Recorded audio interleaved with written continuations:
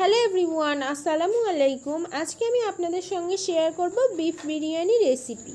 আজকের রেসিপির জন্য প্রথমেই মাংসটাকে জাল দিয়ে নেবে। তার জন্য মাংসের মধ্যে পরিমাণ মতো নুন আর হলুদ দিয়ে ভালোভাবে নেড়েচেড়ে মাংসের সঙ্গে নুন আর হলুদটা মিক্স করে নিচ্ছে। মাংস থেকে অটোমেটিক জল ছেড়ে দিচ্ছে, তাই জল দেওয়ার কোনো প্রয়োজন নেই। এখন কড়ার ঢাকনাটা চাপা দিয়ে ভালোভাবে নেড়েচেড়ে মাংসটাকে জাল দিয়ে নিচ্ছে।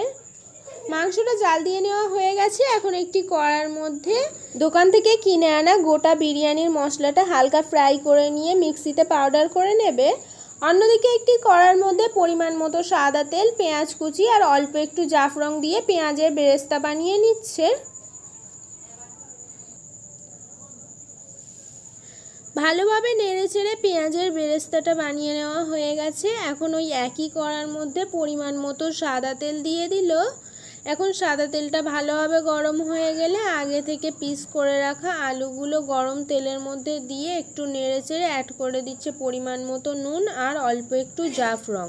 সমস্ত আলু ভালোভাবে নেড়েচেড়ে লালচে করে ভেজে নেওয়া হয়ে গেছে। এখন ওই একই তেলের মধ্যে দিয়ে দিচ্ছে পেঁয়াজ কুচি আর আরও প্রয়োজন মতো সাদা তেল।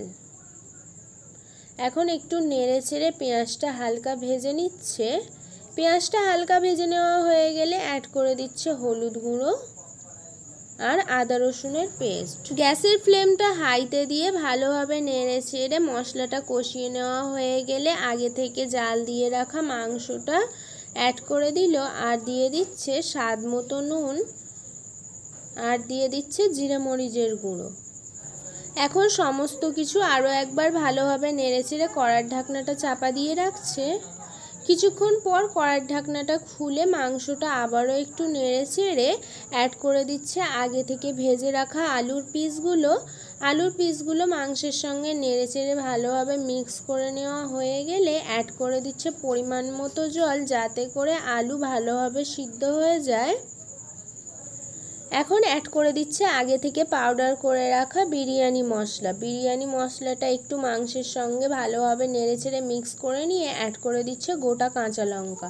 সমস্ত কিছু ভালোভাবে নেড়েচেড়ে গ্যাসের ফ্লেমটা মিডিয়াম টু হাইতে দিয়ে মাংসটা কষিয়ে নেওয়া হয়ে গেছে। অন্যদিকে বিরিয়ানির জন্য ভাতটা রান্না করে নেবে। তার জন্য একটি হাঁড়ির মধ্যে পরিমাণ মতো জল, গোটা গরম মশলা আর পরিমাণ মতো নুন দিয়ে হাঁড়ির ঢাকনাটা চাপা দিয়ে রাখছে। কিছুক্ষণ পর জলটা ভালোভাবে গরম হয়ে গেলে আগে থেকে ধুয়ে আধ ঘন্টা ভিজিয়ে রাখা চালটা গরম জলের মধ্যে দিয়ে দিচ্ছে। এখন হাঁড়ির ঢাকনাটা চাপা দিয়ে ভাতটা রান্না করে নেবে। অন্যদিকে একটি হাঁড়ির মধ্যে 250 গ্রাম লিকুইড দুধ আর গোটা এলাচ দিয়ে লিকুইড দুধটা একটু ফুটিয়ে নিচ্ছে।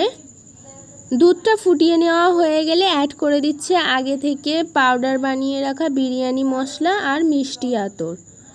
দুধের সঙ্গে মিষ্টি আতর আর বিরিয়ানি মশলাটা ভালোভাবে মিক্স করে নেওয়া হয়ে গেলে একটি বাটির মধ্যে অল্প একটু জাফরং আর জল দিয়ে গুলে নিচ্ছে জাফরংটা। অন্যদিকে একটি হাঁড়ির মধ্যে পরিমাণ মতো সাদা তেল দিয়ে সাদা তেলটা হাঁড়ির ভিতরে ভালোভাবে মাখিয়ে নিল, যাতে করে ভাতটা পুড়ে না যায়। তারপরে রান্না করে নেওয়া ভাতটা বিছিয়ে দিয়ে দিচ্ছে আগে থেকে কষিয়ে নেওয়া মাংস, আলু, পেঁয়াজের বেরেস্তা, দুধের মিশ্রণ, জাফরং আর ঘি। তারপরে আবারও উপর থেকে ভাত বিছিয়ে দিচ্ছে। সেম প্রসেসে মা 3টে লেয়ার দিয়ে নিচ্ছে। লেয়ার দেওয়া হয়ে গেছে। এখন হাঁড়ির ঢাকনাটা চাপা দিয়ে গ্যাসের ফ্লেমটা লোতে রেখে 10 মিনিট মতো বিরিয়ানিটা দমে রেখে দিচ্ছে। 10 মিনিট দমে রাখার পর বিফ বিরিয়ানি রেসিপিটা সার্ভ করার জন্য রেডি হয়ে গেছে। আজকের রেসিপিটা এই পর্যন্তই। ফিরে আসবো আবারও নেক্সট কোনো রেসিপি নিয়ে। সম্পূর্ণ রেসিপিটা দেখার জন্য ধন্যবাদ।